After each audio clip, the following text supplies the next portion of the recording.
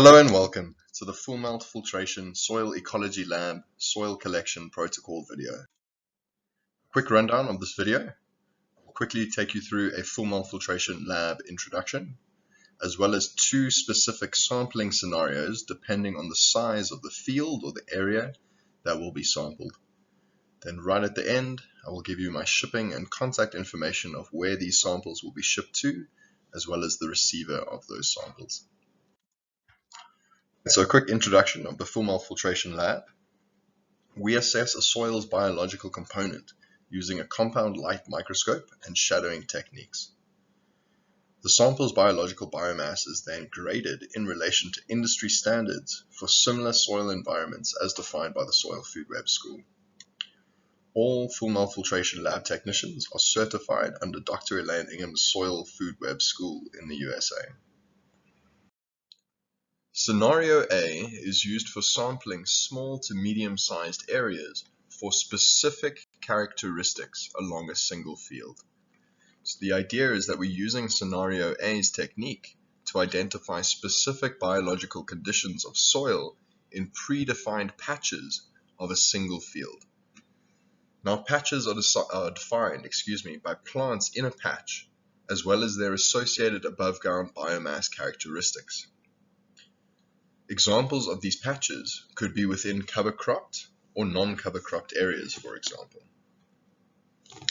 Within those areas, we could have healthy patches, weeded patches, sick plant patches, bare soil patches, even patches that are being used for production, etc. These collections or these samples that will be collected will be used to develop specific data for the small to medium-sized areas with obvious variability across the single field. So think small to medium-sized farms with lots of variability in crops, or even in soil conditions and even usage history.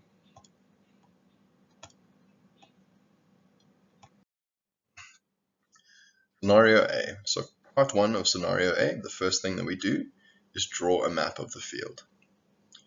Right, and it's important that when you draw this map of the field, to make sure that it doesn't become messy or unneat, is to try and draw a key or to try and put an index next to the map with short abbreviations of what you're going to use on the map to identify these patches. So for example, on this map that we've got in the middle, there's a large dam in the top left-hand corner, and then we have 8 garden beds.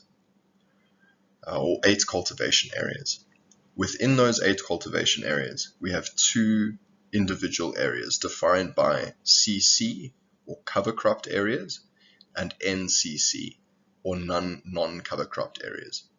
And then within those cover cropped or non-cover cropped areas per bed, we then have patches that we've decided to sample. So H refers to healthy patches. And then the 1, 2, and 3H refers to different patches or different healthy patches that we're sampling from. The same is true for S, or sick plant patches. In bed 1, we have 1, 2, 3 sick plant patches, all within the non-cover cropped areas. We also have weeded patches. So say in bed number 2, where we have a weeded patch between S2 on the non-cover cropped area and S3 on the non-cover cropped area. Also, just above that weeded patch, we have a bare soil patch, So all of these are going to be patches that can be sampled, and we can use that data to then gain an interpretation of those patches moving forward. And again, we're just creating an index or a key so that we do not make the map that we are drawing very messy. However, it is very important that we can associate the map to the samples moving forward. So making sure that you have a key that you can understand and that's easy to teach someone else or to teach me would be fantastic. Always imperative. Right, Scenario A, part 2. Now this is the collecting of the cores per patch, the actual collection of the soil. Right, so we collect samples per patch.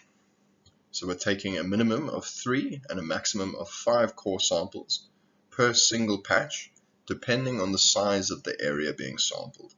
So if we're looking at a meter squared or even 2 meters squared, 3 core samples from that area is sufficient for a patch. Anything larger than 3 square meters will require 5 core samples in order to gain a representation of that patch moving forward. The volumes of the samples should be approximately 500 mils in total. So that's between all 3 to 5 cores that have been sampled from those patches. The samples should be collected from the surface to 10 centimeters below the surface. So we're really going for the organic matter layer on top, or the top soil layer, of the patches we are sampling. A small one-handed garden spade works very well for this application. However, an apple corer works even better. Place per patch cores into a sandwich bag and label those bags appropriately. The idea with labeling the bags appropriately is that we're going to label the bags on the outside with a permanent marker.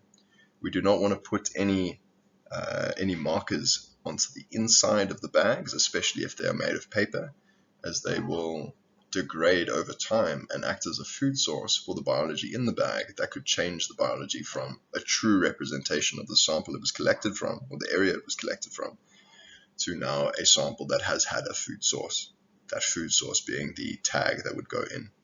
So we do not put a tag on the inside, we only mark on the outside.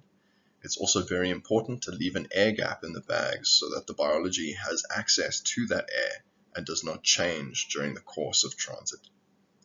It's also important to make notes on the areas that are being sampled, especially if you think that the biology will be affected by previous usage of that land. Right, so scenario B is now for more large-scale sampling of more generalized characteristics across a full field. So it's used as a generalized biological condition, or used to identify generalized biological conditions of soil on a per field or per area basis. Now, areas are defined by similar ecological and environmental conditions present over a large piece of land. So some examples of an area or of areas could be cover cropped areas or non-cover cropped areas, production areas, fallow land, bare soil, even recently tilled soil, areas that are currently being planted, areas that are in full flower, areas that are ready to be harvested, or just after or just before harvesting. So think large fields with little variability in crops present, and the conditions over the soil are very homogeneous. So these could be like acres or hectares worth of very similar usage land, as mentioned before. Right, so scenario B, part 1, this is actually collecting the samples. So we'll take 3 to 4 core samples from 5 to 6 areas per acre, or 3 to 4 core samples from 15 to 20 areas per hectare. The samples should be distributed randomly, but well distributed over the area as a means of gaining a representative sample of that area. It's only if the distribution of the samples is good that we will get a true representation of that area. Once collected, add all of the samples to a bucket and mix them thoroughly. And the idea here with mixing them thoroughly is that we're then going to take from that mixed soil, remove 500 mils to 1,000 mils of soil this time and place them into a sandwich bag to gain a representative soil sample of the soil samples that you collected out in the field. And the only reason we're doing this is so that we're not shipping immense amounts of soil at a time, especially per hectare. Right, it's important to leave about 50% of an air gap at the top of the bags, just so that the organisms have access to oxygen. And then again, mark on the outside of the bag the sample name. Do not put any identifying material onto the inside of the bag. Right, examples of a label could be a cover cropped area on Willowwood Farm, Field 1. And then if you had 5 fields next to each other, you could do the same thing, cover cropped area, Willowwood Farm, Field 2, and then Field 3, and then Field 4, and then Field 5, all in their own separate bags, if the fields are the areas that are being identified or being assessed, and the same is true for non-cover cropped areas. But you could also do the same for production areas or areas that are fallow, whatever it is. And again, make notes of any relevant features that you think may affect the biology in that area. All right, and then the FullMelt Filtration Lab shipping information and contact information. The samples will be shipped to the FullMelt Filtration Lab at 114 Market Street, Johannesburg North, Randburg. The postal code is 2188. The contact person is myself, Jaden. My contact number is 082-316-5125. My email address, jaden@fullmeltfiltration.com, and my website, www.fullmeltfiltration.com.